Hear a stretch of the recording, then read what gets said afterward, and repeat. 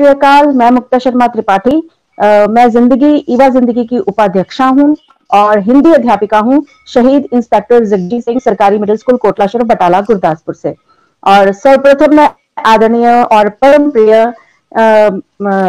Anjula Singh Bhadauria ma'am जी का बहुत बहुत धन्यवाद करती हूँ। उनको बहुत बहुत बधाई और शुभकामनाएं देती हूँ कि इसी तरह की इवेंट्स जो है ईवा हमेशा करता रहे और इसी तरह की सफलतापूर्वक हम अपने ईवा सदस्यों के लिए नए नए जो प्रोग्राम है, कार्यक्रम है, उनको आगे बढ़ाते रहें और हमारे ईवा के सदस्य इसमें बढ़ चढ़कर भाग लेते रहें। तो अब मैं आती हूँ अपनी इस लाइव काव्य संगोष्ठी में अपनी रचना के ऊपर। तो रचना के बारे में बताने से पहले महिला दिवस पे बात की जाए कि आज, जैसे कि आपको पता है कि आज की ये जो काव्य संगोष्ठी है ये महिला दिवस के उपलक्ष्य में आयोजित की गई है और मैं इसमें पुरुष जाति के सभी नहीं परंतु कुछ सभी में बहुत सारे लोग आ जाएंगे जिन्होंने मेरे को या मुझे इस पड़ाव तक पहुंचाया है और मुझे समर्थन दिया है। उनके समर्थन की बदौलत ही मैं यहाँ पर हूँ। मेरे पति और मेरे बेटे के समर्थन के कारण ही मैं यहाँ पर हूँ और उनके कारण ही आगे आगे बढ़ती जा रही हूँ। तो पुरुष जाति के सभी नहीं, केवल उन पुरुषों को जो नारी को मात्र पतंग समझकर केवल अपने निर्देशन में उड़ाना और फिर काट देना चाहते हैं, तो उनको मुखर स्वर में मैं कहना चाहती हूँ कि दिल का जो डेरा है, कि ये दिल का जो डेरा है क्षितिज तक घेरा है, तेरी मलकियत नहीं ये समंदर मेरा है, ये समंदर मेरा है। तो इसलिए जो नारी शक्ति है उसको भरपूर अपना प्यार दीजिए, सहारा दीजिए, उनको एक खुला परिवेश दीजिए, तो वो स्वतंत्रता का कभी भी जो है दुरुपयोग नहीं करेंगी क्योंकि वो नारी हैं, उनको अपनी मर्यादा में रहना आता है और सफलता अर्जित भी करना आता है। और अब आते हैं मेरी कविता पर। जैसे कि इसकी पृष्ठभूमि के बारे में बताती हूँ कि यह कविता क्यों लिखी गई थी। चोली या केदारनाथ जैसी प्राकृतिक आपदाएं जब हमारे सामने आती हैं तो बहुत सारे मन में जो है विचार मंथन होता है कि इसका क्या कारण था। तो उसके ऊपर मेरा जो विचार मंथन है वो मैं आपको एक कविता के माध्यम से बताना चाहती हूँ या प्रस्तुत करना चाहती हूँ। तो इस कविता का आनंद लेने से पहले, उसको सुनने से पहले, एक तरफ नदी, नारी और प्रकृति है और दूसरी ओर पुरुष रूप में मानव है।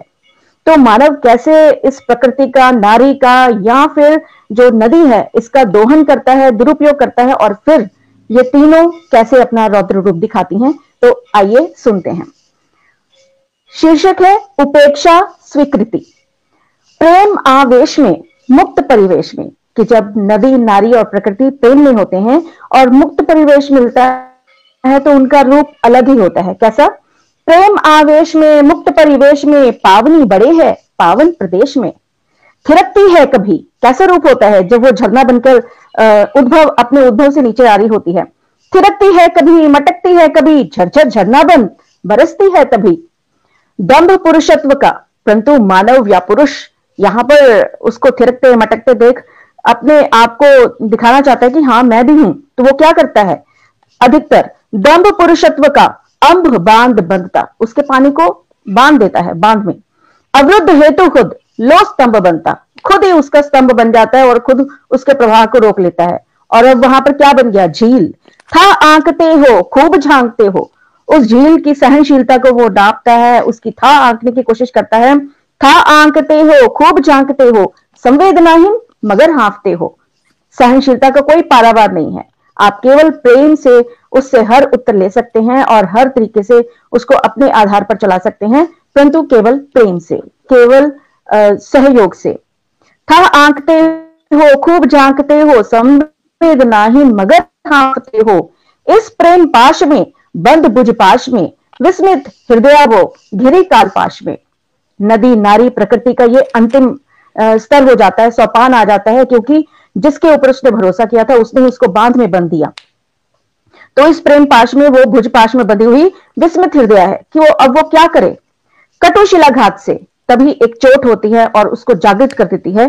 कटुशिलाघात से जगी जो रात से, आंचल समेटती चाल चक्रवात से। चाल समझ गई, चक्रवात समझ गई और अब उसने आंचल समेटना शुरू कर दिया। अब उसका नया रूप आप देखेंगे। कैसा?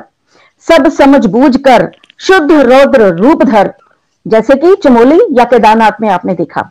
सब समझ बूझ कर शुद्ध रौद्र रूप धर, बड़ी उसी ओज से फिर पूर्व पथ पर, अपने पूर्व पथ पर वो आएगी ही आएगी।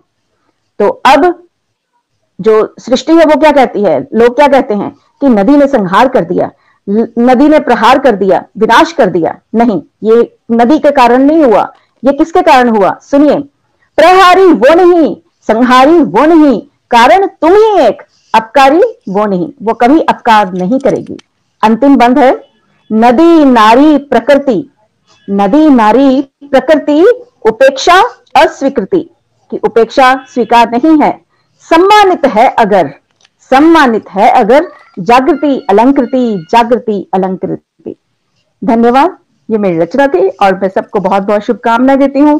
पूजा जी को, अमोल जी को, अंजुला मैम को और समस्त जो श्रोतागण हैं, जो देख रहे हैं, सुन रहे हैं और हमारे ईवा के सदस्य हैं, बहुत बहुत बधाई, बहुत बहुत शुभकामनाएं।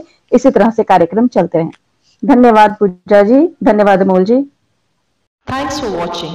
Subscribe, press the bell icon, like, comment and share.